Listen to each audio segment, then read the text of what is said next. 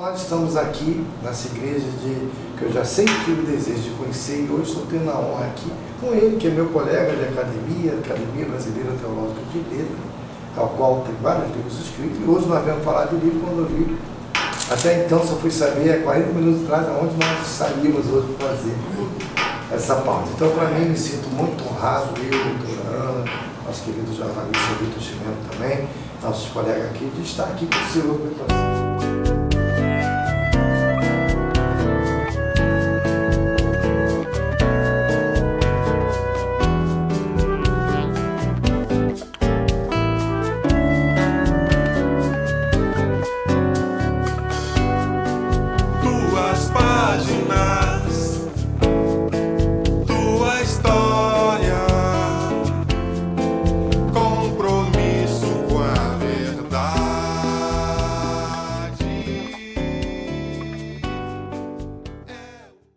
Então, para nós é uma grande honra estarmos aqui. A honra é toda minha, a casa de vocês. Que maravilha. Que é do nosso Deus, é nosso. Quantos anos de ministério, pastor? Eu cheguei aqui com 12 anos de idade. Esse ano eu faço 60. De ministério pastoral eu tenho que fazer 24 anos. 24 anos. É. Fui ordenado em 1999. Que benção, olha só. 24 anos faz. No ano que vem a gente faz boda de prata, né? Comemora. Nós pregando a palavra desde 15 anos. Desde 15 anos, né? Então são 45 anos pregando a palavra. E casou quando com a amada esposa? Casei com 18, eu tinha 19 anos, ela 18. Olha só que 40 anos. 40 anos, habitando juntos, né? Esse ano faz 41. Que maravilha, né? E me diz agora, quando começou o desejo de escrever? Que todo pregador tem isso, né? No nosso tempo de pregar, tudo, meu livro, coisa, mas era muito difícil naquela época escrever um livro, né? Qual foi o seu primeiro desejo e o primeiro livro? Então, assim que eu comecei a ministrar, eu me dediquei à escrita de apostilas. Fazia estudos bíblicos, né? No IBP não exatamente, tinha muitas apostilas. E ali nasceu o desejo de perpetuar essa escrita através do livro, que eu aprendi uma coisa: a história de um homem só é concretizada quando ele faz 3 coisas. Uma delas é plantar uma árvore, outra é ter um filho, gerar um filho, e a outra é escrever o livro. Já fiz as 3. Então me tornei imortal. Então nasceu muito desejo de transformar aquelas apostilas em livros. Eu tinha uma apostila, o nome O Centro da Vontade de Deus, e dali nasceu o primeiro livro. Eu não reeditei esse livro, né? Depois a gente foi melhorando, se dedicando à escrita. Aí lançamos outros que estão aí no mercado. Mas o senhor falou bem, Centro da Vontade de Deus. Isso é uma temática até boa, né? Porque existe a vontade de Deus permissiva e evolutiva. Exatamente. Né? Então eu queria que o senhor falasse um pouquinho para o nosso leitor. Inclusive hoje existe muita confusão nessa área, né? As pessoas, elas definem a vontade de Deus como se fosse única. E não é. Existe a vontade permissiva e existe a absoluta, não é? Aquela que Deus planeja, aquela que Deus deseja. Eu simplesmente traduzo isso de forma muito simples. Por exemplo, eu tenho meus filhos, hoje são adultos, casados, mas eram adolescentes, e muitas coisas que eles queriam, eu não queria para eles. Mas de tanta insistência, eu permitia. Então a permissão, ela acontece por um desejo que você quer, insiste, e Deus disse: não é isso que eu planejei para você. Aí lá na frente não tem como reclamar. Mas se quer, tá bom. Se quer, tá bom. Permito, mas é a permissão. Agora você quer saber o que eu planejei? Você quer o que eu desejo para ti? Aí sim, aí ele vai fazer-nos conhecer a vontade absoluta dele. E você tem aquelas pessoas também, né, que às vezes não tem a preguiça até de orar, até de ler a Bíblia aí. Não, deixa eu ver se eu posso ir, não. Abre a Bíblia e mete o dedão. Isso Fale para nós um pouquinho desse esse horóscopo. O horóscopo gospel. Isso. Né? A gente sabe. Doutor Davi, a gente sabe muito bem que a cultura brasileira vem de muito misticismo. E, querendo ou não, isso acaba influenciando a atitude mesmo de alguns crentes em nosso tempo. Porque a maioria deles vieram do catolicismo. A maioria deles vieram do catolicismo, a maioria deles vieram de idolatrias. Então, eles trazem isso dentro de si. Então, eles querem tudo para ontem. E uma das coisas, inclusive, que eu escrevo sobre a ansiedade, a sociedade hoje está extremamente ansiosa. Então é mais fácil ele ter, vou abrir aqui para ver o que Deus vai falar comigo. E às vezes dá certo. Às vezes dá certo, mas na grande maioria não dá. Mas às vezes dá certo. Aí eles falam, não, peraí, deixa eu ver a Bíblia abrir de novo. Exatamente. Vocês lembram da caixinha de promessas? Lembro. Aquele é horóscopo crente. Caralho, o crente só fala coisa boa. Deus vai falar, mas só tem promessa. Quando tirava um versículo que não agradava, não, isso não é para mim não. Colocava de volta, aí, eis que estou contigo. Tá, e aí, infelizmente, tem muitas pessoas hoje assim, tem muitas pessoas hoje querendo também, gostaria até que o senhor falasse um pouquinho sobre isso também, que hoje tem muita gente pregando que as pessoas querem ouvir. Sim. E não que precisa ouvir. Sim. A sua opinião. É um dos outros problemas da igreja do século XXI. Eu costumo dizer que a gente vive um evangelho light. E a dificuldade que nós líderes temos com o público é que eles querem estar onde lhe agrada. E da mesma forma fazem com as mensagens. Eles querem ouvir o que agrada, o que massageia o ego. E, na verdade, isso tudo é reflexo da sociedade doente que a gente está vivendo. Tá? Por quê? Porque a verdade trata. O que a gente precisa ouvir não é o que a gente quer ouvir. Só que o que a gente precisa dói. Eu acredito que a maioria de nós já experimentamos um mertiolate. Né? Qualquer feridinha mertiolate. Quando a mãe apresentava aquele colorido, hoje nem colou, né? Aí, pronto, a gente já gritava de dor antes do mertiolate chegar. Mas funcionava. Então, o que acontece? Hoje as pessoas estão ouvindo o que querem e não são tratadas naquilo que precisam. É o que está acontecendo. E grande verdade. Por falar em dores, queria que o senhor falasse um pouquinho. Transforme suas perdas em conquistas. Muito bem. Na verdade, é um dos livros. Um dos títulos, Transforme suas perdas em conquistas. Eu pego alguns personagens que eles são marcados por dores. E através de atitudes, eles conseguiram mudar essa situação deles. Por exemplo, Jesus encontra um cidadão há 38 anos, que está no local onde só tem pessoas vencidas pelos seus acasos. Imagina o clima ali. Ninguém animava ninguém. O cidadão está lá, 38 anos, sofrendo. E ele espera que alguém o ajudasse. Quando Jesus o abordou, pergunta, queres ficar curado? Peraí, se eu estou querendo uma cura há tanto tempo, se alguém me pergunta se quero ser curado, obviamente, eu vou dizer que sim. Mas ao invés da resposta ser positiva, ele conta uma história. Eu não tenho ninguém que me ajude. É uma outra coisa. Eu nunca posso transformar minha perda em conquistas quando eu estou dependente de alguém. Você já imaginou a dificuldade do cidadão ficar em pé? Mas pela ordem de Cristo ele levanta, ele teve a atitude. Um dos elementos que faz as pessoas transformar as suas dores, suas perdas em conquista é a atitude. Não é nem a fé. Jesus não exigiu a fé, exigiu a atitude. Teu problema não é os outros. Teu problema é falta de atitude.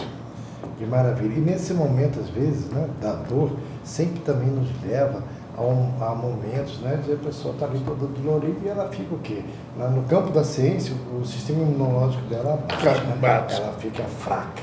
Sim. Como nós fazemos, então, para Sim. extrair força Sim. da fraqueza, que também é um livro. Exatamente. A gente analisa isso pela pandemia que nós sofremos. O psicológico do homem, ele sofre muito influência do que ele sente no momento que vive no momento. Se você está bem, está tudo ok, tua autoestima levanta, tuas decisões são legais. Um momento qualquer de constrangimento, tua autoestima baixa. A autoestima baixando, você não desenvolve o psicológico direito, você não consegue evoluir, você não consegue pensar, você não consegue sonhar, nada disso. Bloqueia. Porque nós temos a razão e a emoção. Quando o nível da emoção eleva, a razão bloqueia. Então é isso que acontece. A autoestima baixa, inibe o racional e o indivíduo tende a não ter decisão, a não ter atitude. Por isso que acontece. E aí o cidadão entra em paranoia. Exatamente. E ele não sabe separar, né, a sua alma do seu espírito. Não sabe. E do seu corpo. Estou falando assim porque nós somos tricotomistas, né? Sim, Temos sim. no espírito, na alma e no corpo. E por falar em alma, quais são os dilemas da alma que essa pessoa está sentindo? Sim. Que também é um livro de São Paulo. Exatamente. Livro Dilema da Alma foi o primeiro livro que eu escrevi após a minha pós-graduação de psicanálise clínica, né? Então eu percebi que existem muitos dilemas. Quando a gente fala de dilemas, a gente fala de sentimentos. Dilemas é um nome técnico, não é? Mas na verdade são sentimentos da alma. E dentre eles está a fobia, que é o medo exacerbado, tem a depressão, tem a ansiedade. E eu gosto muito das minhas palestras, angústia. Eu gosto muito de destacar a ansiedade, trazendo o pessoal a pensar. A sociedade que a gente vive é uma sociedade extremamente ansiosa. A gente quer o resultado para ontem. Aí eu faço uma metáfora. Qual é? Todos nós vamos ao supermercado. Quando a gente pega o nosso carrinho cheio, a gente procura um caixa, uma fila menor. Aí digamos que a gente escolhe a caixa número 15. Porque nossa ótica já visualizou todas e a menor é a 15. Aí eu entro na 15. Quando eu chego na 15, ela para. Tem um livro americano que diz que fila que anda é que a gente não está. Exatamente. Mas Aí você sai da 15, vai para 14. A 14 para, 15 volta a andar. O que é isso? Nada mais do que ansiedade. E quando a ansiedade torna-se uma patologia, aí vem então as outras doenças psicossomáticas, os outros dilemas da alma. Que maravilha. E essa pessoa, então, com esse todo dilema, muitas vezes ela fica perdida, né? Fica. Perdida dentro de casa. Então, quais são os valores, né? Perdidos dentro de casa, que também é um livro de sua autoria. E os valores perdidos dentro de casa, eu escrevi exatamente para destacar os valores de famílias perdidas na sociedade. Eu embasei esse livro dentro da parábola da dracma perdida. Porque ali Jesus conta 3 parábolas, né? Um filho que se perde no deserto. A família gera o relacionamento interpessoal. Né? Exatamente. Que é muito difícil. O filho que se perde, a ovelha que se perde no deserto, a dracma que se perde dentro de casa e o filho que se perde numa terra longínqua. Então, quando eu observo ela encontrando a dracma, ela vai encontrar porque ela tem 2 atitudes. Primeiro, ela acende a candeia. Dentro da psicologia, lâmpada, luz, tem uma etimologia de transparência. Então, todo relacionamento onde não há transparência, perde-se os valores.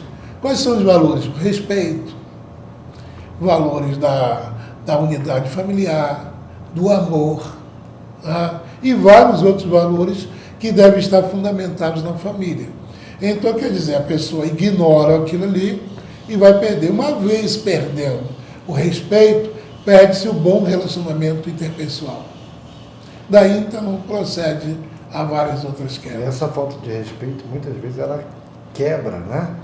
Um muro. E quando você quebra um muro de uma casa, aquele quintal fica à mercê. Né? Fica à mercê. À mercê de tudo. E a Bíblia fala, eu queria que você falasse muito sobre isso também, o respeito que tem um mandamento, que é o primeiro mandamento com promessa. Sim. Né? Honrar pai e mãe. Exatamente. A gente está vendo hoje, muitas das vezes, antigamente era muito difícil, a doutora Ana sabe muito bem disso, o Vitor também, de os pais enterrar os filhos. E hoje é a coisa que tornou mais natural. Antigamente era o contrário.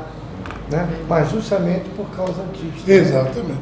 Nós estamos vivendo hoje a inversão das coisas. A ótica natural é pais enterrar os filhos. Ou filhos enterrar pais. Hoje está acontecendo o inverso. Os pais estão enterrando os filhos. Por quê? Porque não cumpre o mandamento. E o mandamento que nos dá longevidade é obediência a pai e mãe. E como os pais respeitavam os seus pais, então esse mandamento, respeita pai e mãe para que se prolongue seus dias. Então os pais têm seus dias prolongados e os filhos que não os fazem, infelizmente. E hoje está muito, vamos dizer, muito perceptível a conduta errada a partir do lar. A falta de respeito. Mesmo, por exemplo, meus pais viveram casados, acho que foi 37 anos. Meu pai faleceu há 22 anos atrás. Né? E a gente conhece, mesmo diante das adversidades, eles prezavam pela unidade. Hoje não. Hoje as pessoas estão buscando o quê? O desejo, a vontade. E isso acaba prejudicando o relacionamento interpessoal. Eu, como psicanalista clínico, eu atendo alguns casais e percebo que o maior índice de separação não está na questão econômica, embora ela seja um fator. Não está na questão de infidelidade conjugal, que embora que está crescente. Hoje o maior índice é a incompatibilidade de gênero. As pessoas não suportam mais uma outra. Elas querem tudo para ontem. Então está havendo respeito do marido com a esposa, da esposa com o marido, quebras de princípios, e vai gerar o quê? Uma árvore boa só gera fruto bom se ela for boa. Se ela não for boa, ela vai gerar fruto ruim. E é o que está acontecendo. Os valores estão sendo perdidos porque o relacionamento conjugal está minado. O muro está quebrado. E hoje, infelizmente, as pessoas, só falou de casamento, muitos hoje estão casando com o que a pessoa tem. Exatamente. Não do que ela é. Exatamente. Então, é outra gravidade da nossa geração. As pessoas hoje, a inversão de valores, não é? A gente trata muito isso. As pessoas hoje, elas são consideradas pelo que ela tem, não pelo que ela é. Porque é caráter. Ter é coisas fúteis. Eu sempre digo que a amizade ela deve ser pautada dentro de ofertas. Ninguém constrói amizade em cima de apenas receber. Ela constrói amizade em cima de oferecer. Se eu sou incapaz de oferecer alguma coisa para alguém, minha amizade não é verdadeira, porque eu intenciono só sugar o cidadão. E nessa parte, eu me lembro muito, eu pedi para ela me ajudar aqui agora, que fala agora, nós somos ricos das riquezas que doamos. Que doamos. Será isso aí. É isso aí. Quer ver um exemplo? Eu analiso a amizade de Davi e Jonatas. Observando pela nossa ótica social, a gente analisa o quê? Quem foi amigo de quem? Melhor, quem deu o passo inicial? Quem foi amigo? Foi Davi que foi amigo de Jonatas ou Jonatas que foi amigo de Davi? Aí a gente entende o seguinte, foi Jonatas. Jonatas, a Bíblia é muito clara. Jonatas fez de Davi um amigo. E não foi Davi que fez de Jonatas um amigo. Só que esse relacionamento cresceu.